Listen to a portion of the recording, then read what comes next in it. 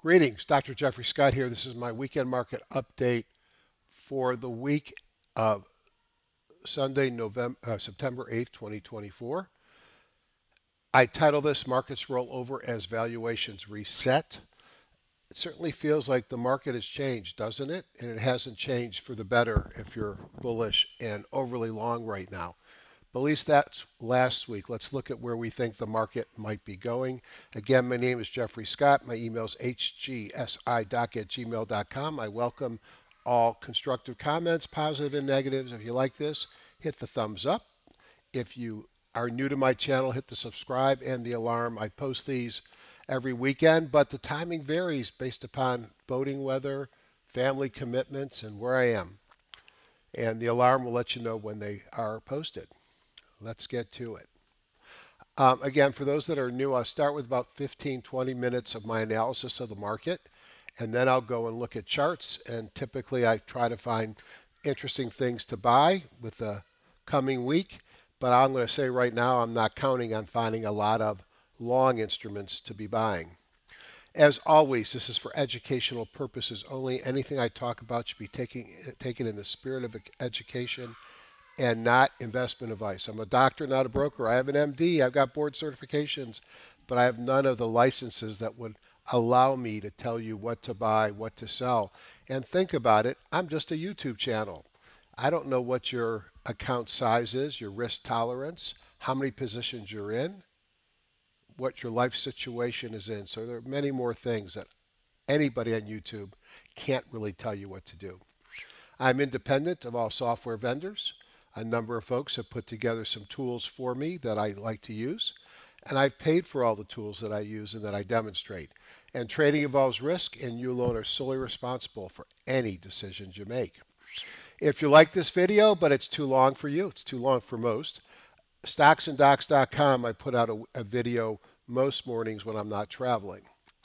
Major markets tell a story. So the first thing is you can look at the 5-day change. And the only things that were positive for 5 days was natural gas and bonds. That should give you a sense. Even the VIX, the short-term futures of the VIX, were actually down quite a bit on the week. But this is short VIX, which means the VIX was higher. Oil was down 10%. Somebody knows something because I think I saw OPEC was actually going to increase output, and then you have all the issues going on in the Middle East. But I mean, it's about utilization and concerns about the economy. Major indices on the 5 days: Nasdaq was down just under 1%. The Dow was down 2.3, NYC 2.5, Spiders 3.2, and Q's 4.7, and the Russell 5%. So a very bad week in the market for the bulls. And remember, it was only 4 days in the market, and so that's reflected in this 5-day change as well. Now, when I look at the market, one of my favorite tools is this Q Edge, which gives me a sense, and this uses the S&P 1500, but it gives me a sense of what happened to the sectors. Well, all of them were down on Friday. What happened to the industry groups? 89% of them were down, and 85% of the stocks were down. Where this is really helpful is when the market's going one way and the underlying suggests that there's firmness or weakness opposite of the market. And that might give me an incentive to start looking at some counter rallies. Now, notice the stocks below the Bollinger Bands rocketed up to 16%. That is oversold, but it's not necessarily oversold to give you a certainty rebound on Monday. If we look at things, 2/3 of the stocks are below the midline of their Bollinger Bands, decidedly worse than it was a week ago. And if you look back over 5 days, whoops, all the sectors were bad, most of the industry groups were bad, and most of the stocks were bad. So a very difficult week, a difficult 2 weeks, although despite this, over the last month, the markets are still positive. This longer term or intermediate term positivity is probably what gives a little bit of the confusing signs that you might see in this report. This is the market breadth tool run on Metastock. It incorporates a lot of the teachings of Ian Woodward in one slide looking at the market.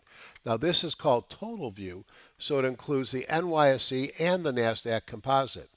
Well, what do we see on the far edge? We see on this combined entity, we have more Hindenburg Omens firing. Hindenburg Omens, old wives' tale perhaps, but there has not been a major market correction since the Depression or before the Depression that was not preceded by a confirmed Hindenburg Omen. What confirms it is a second signal within like 32 trading days. Well, we got it right away. This magenta bar is a phoenix, and this is a very bad breath to the downside day. Can often signify a turn in the market. These two red dots tell me there was distribution in the NYSE and in the NASDAQ 100 as well.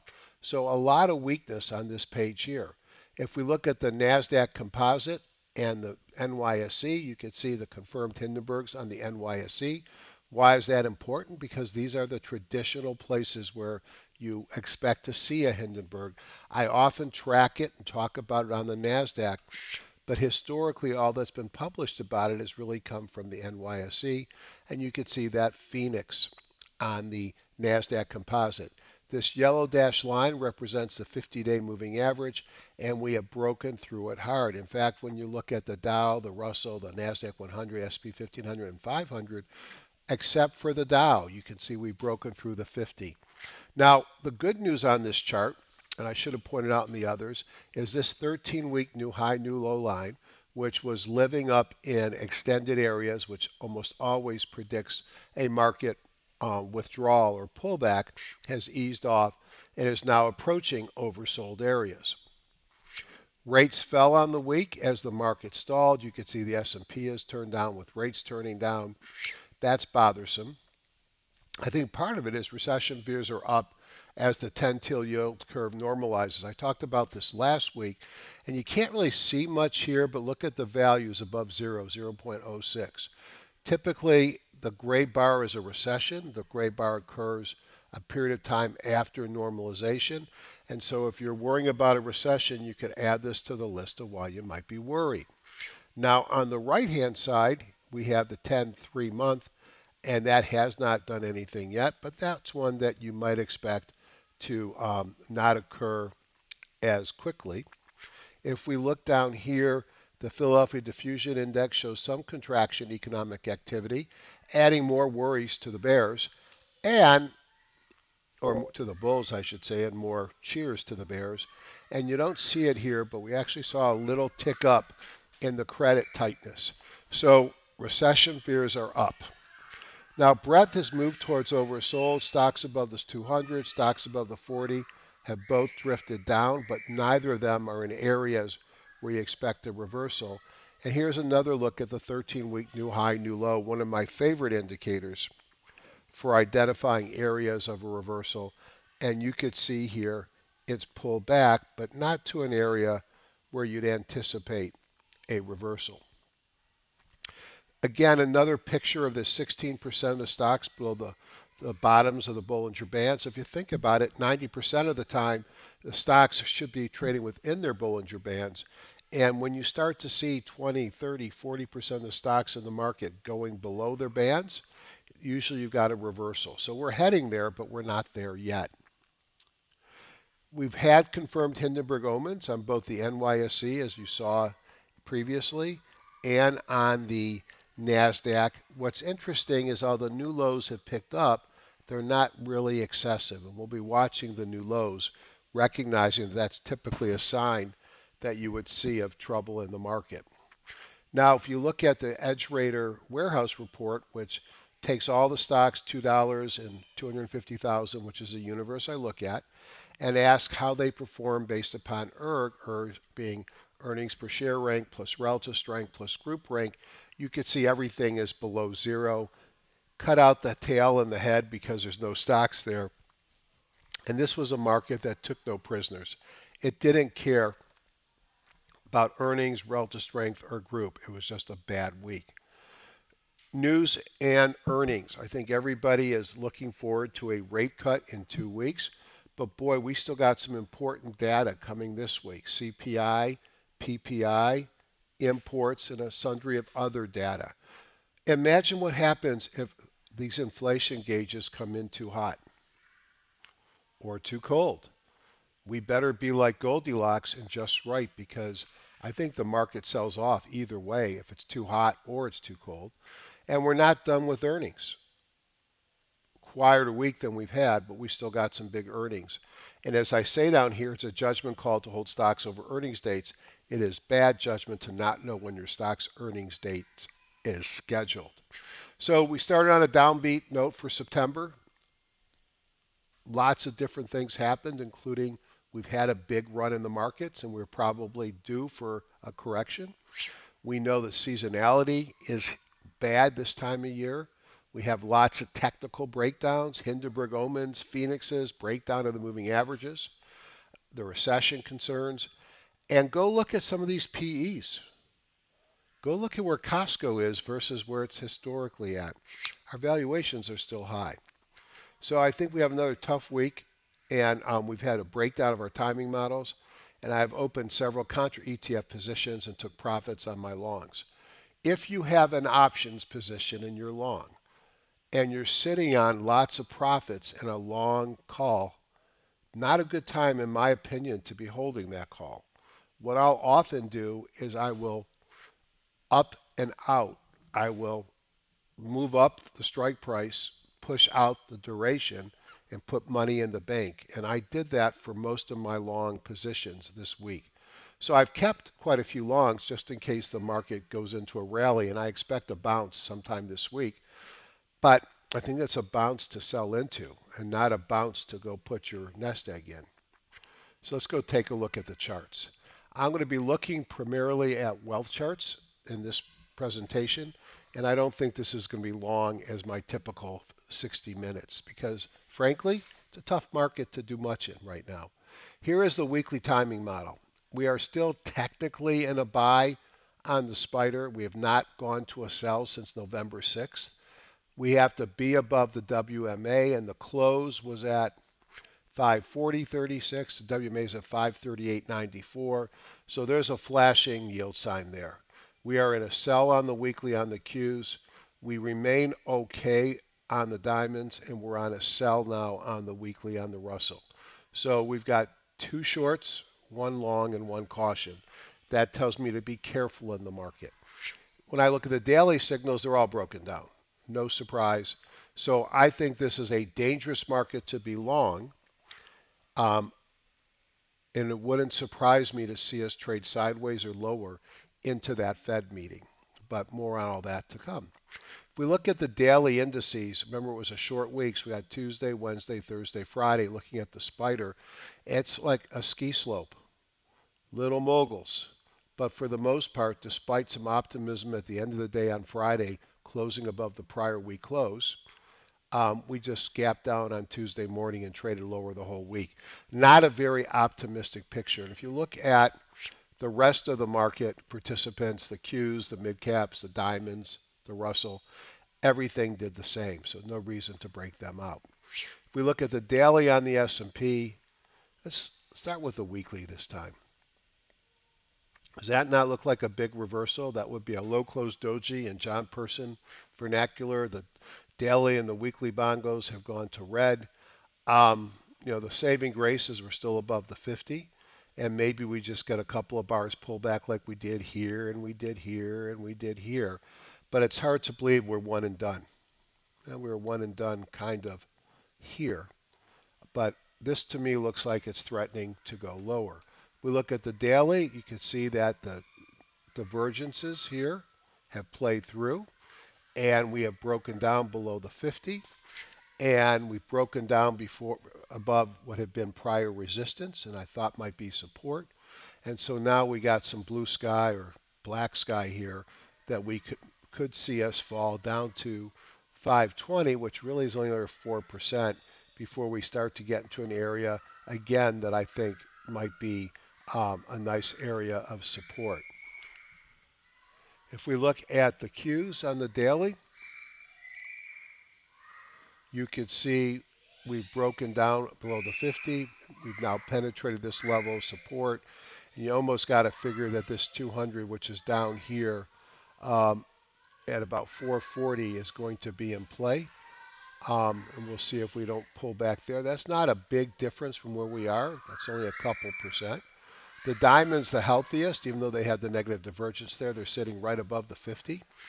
And if we look at the Russell, it too is broken down, is broken below the 50. So not pretty when you look at the daily charts. You would expect to have seen positive movement in the VIX this week.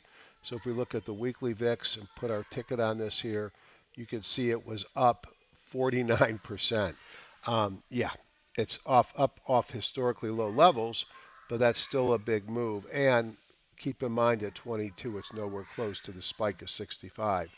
And when you look over here at the dollar's bouncing around here at a low level. If we look at commodities, you can see nice run for gold. And I believe gold is at multi-year, if not all-time high areas. But like the spider, it sort of gives you the sense that it might be rolling over. And the first line of support will probably be down at the 50. Not a big drop, and then could it fall all the way down to 200? I doubt it, with rates ultimately being cut. So gold was down on Friday, 0.74%, silver down 2.86, and oil has just lost its way, was down another 1.5%. And let's take a quick look here at the 10-year.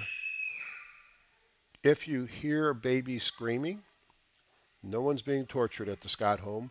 Just I have a 2-year-old being what 2-year-olds do. They don't get their way. They like to let you know it.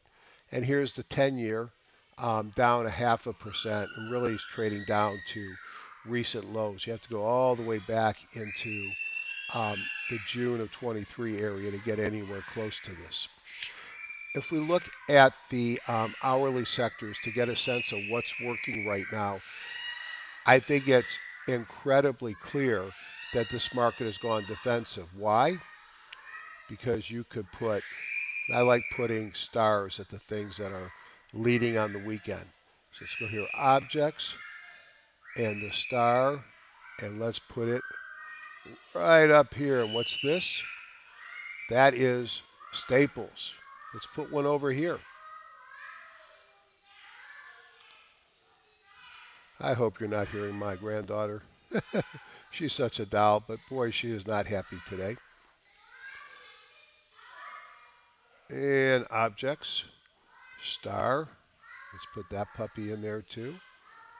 How about over here? Utilities, also defensive. I'm not going to give it the star because of this red pullback here, although certainly it's performing well. And even XLV healthcare. So the four most defensive things are the things that are outperforming.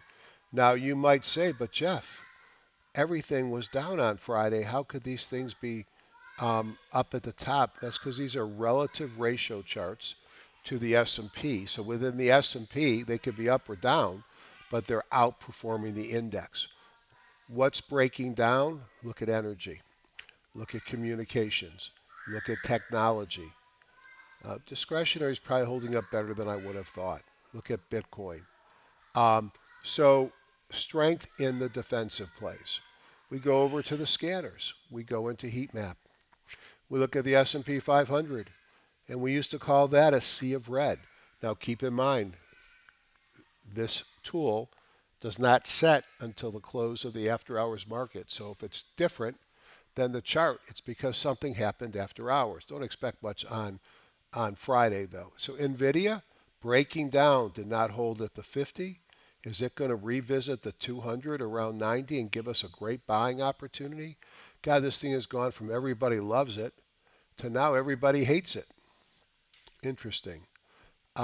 Probably not a buy down here. Tesla. Tesla failed at the 50 and the 17, big reversal day on Friday. Meta, we had talked about failing at a double top here. It broke down below the 50, holding up better than the others. Apple, even Apple broke down below the 50. Amazon's been living at the 200, broke through the 200. Does this mean it's going to go back and revisit this area down here, 152-ish? Boy, I hope not. That would say bad things about the market. Microsoft has broken down below the 200. Google has broken down below the 200. This is not a healthy market. When your leaders are doing so poorly, we have to be concerned. They're no longer leaders. Now, Costco looks great, but ask yourself, what is the PE on Costco? And since I asked the question, I'm going to go and pull up TradingView, and let's put Costco in. And all right, now let's go here, type in COST, and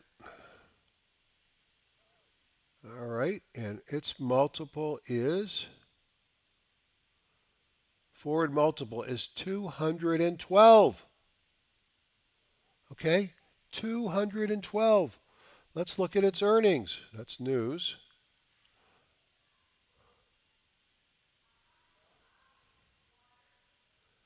Let's open up. Let's look at revenue. Look at, let's see. Here is your revenue growth. Great revenue, but it's growing not slow, but slower. Look at earnings. I don't see a lot of earnings growth. I see a peak in Q4. 5 dropping to 416. I'm worried about stocks with high valuations. Do I like Costco?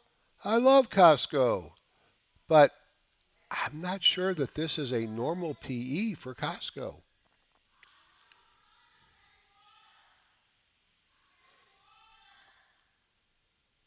Now, here it's saying the price to earnings ratio is 55. And it might be looking at backwards instead of forwards. Remember, the forward seems to be getting smaller. But how does that compare with historic? It's high. And I think what we're seeing in this market, as my title suggested, is I think we're seeing a correction in multiples, a correction in valuations. All I can say is, wow, that's a tough looking market. We look at the wealth scanner here. We're looking at the bullish. What's leading from the bullish perspective? Is anything leading?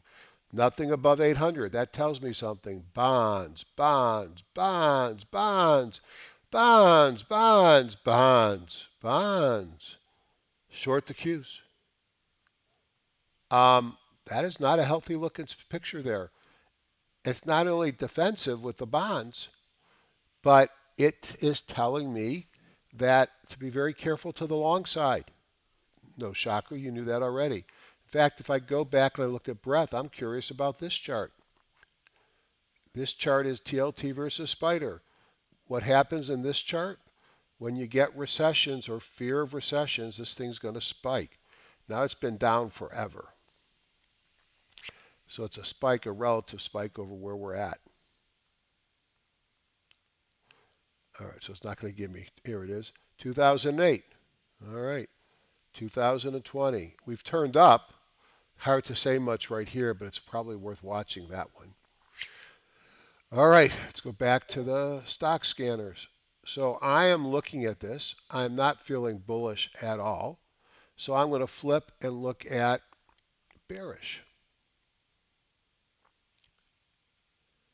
Worst is gas, semiconductors, metals and mining, semiconductors, FANG up, steel, silver, FANGs, triple Qs, semiconductors, Qs.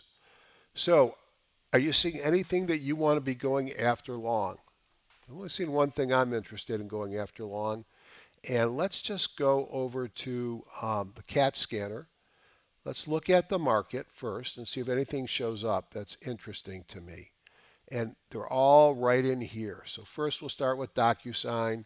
DocuSign had a decent session, closed still up on the session in a horrible market. Earnings the prior session, 97 versus 80 cents, 21% beat, very impressive. These earnings moves can go higher. Guidewire, big gap up. Why? Earnings. This is one of my favorite things about wealth charts is that I can click on that. This wasn't working for a while. I really appreciate them getting it working again. And it tells me 62 versus 54%, 14%. Love to see revenue too, but that's a great start. There's my EMS signal, massive volume. volume breakup momentum, relative strength and OBV look good. What I don't like is it's probably extended here. Smart, so grid stock, smart sheet, probably the same story. Earnings related, 51% win, traded close to the, traded where it opened, but at the bottom of the session. Great volume, relative strength OBV, probably also extended. So that stuff isn't going to do anything for me. APLS, interesting move, but boy, this is a stock that sold off hard. Um, Equity lifestyle REITs sometimes are like bond equivalents in that they pay a nice dividend. Here's one that's a nice move up, a breakout here, volume, breakout momentum coming out of a squeeze, relative strength and OBV. So if you got to go long, I've just given you a couple of ideas. Here's the things that I find interesting. Dust. This will go up when gold goes down. And it doesn't look like much, but it took out the 50 on massive volume with relative strength and OBV. Junior dust, similar story. Took out the 50 on big volume and and momentum. Had a breakout a few sessions earlier. Relative strength and OBV looks good. PSQ is one of the instruments that will go up. This one's leveraged when the Qs go down. Um, may struggle at the 200, and might be where we get the bounce in the market. Big volume. All right. The QID, nice move up, taking out the 50. This goes up again when the Qs go down. SDS goes up when the S&P 500 goes down, broke out over the 50 on good volume. SH goes up when the S&P 500 goes down. SHY is a short-term bonds breaking out to long-term highs. SOXS, this goes up when the semiconductors go down. This will go up. The contra ETN. Another spider, another spider, another spider. Short the Qs, SQQQ. So UVXY, volatility. Look at how far this one moves on that spike. So I think there's a story here when there's not much to buy and the contra ETFs are showing up in the CAT scan with two or more bullish impulse dots. Maybe it's time to either go to cash or at least raise cash, consider going short like I did by buying contra ETFs, or you better have stops in place or not care about short-term movement. Long-term investors, do I think this is the end? No. I did minimal changes to my really long-term accounts. But to my short-term accounts, especially with time-related instruments like options, I'm going to be very careful. And ZTS, just to show you, probably one of my favorites of the longs. This is a veterinarian medicine company. It's in a nice uptrend. Here's a pullback, maybe a little handle and a breakout. Look at all the green dots that have come in the last several sessions. Out of a squeeze, relative strength and OBV, and this thing's nowhere close to extended. So if I had to go buy something long, healthcare is one of the defensive plays. I might be looking there. Other than that, it's contra ETFs, it's cash, and be careful. Sorry for the abbreviated program, but I don't want to give you the intent to go out and buy stuff just to buy because it's not that kind of a market. And we'll see you on Tuesday mornings in stocksanddocs.com.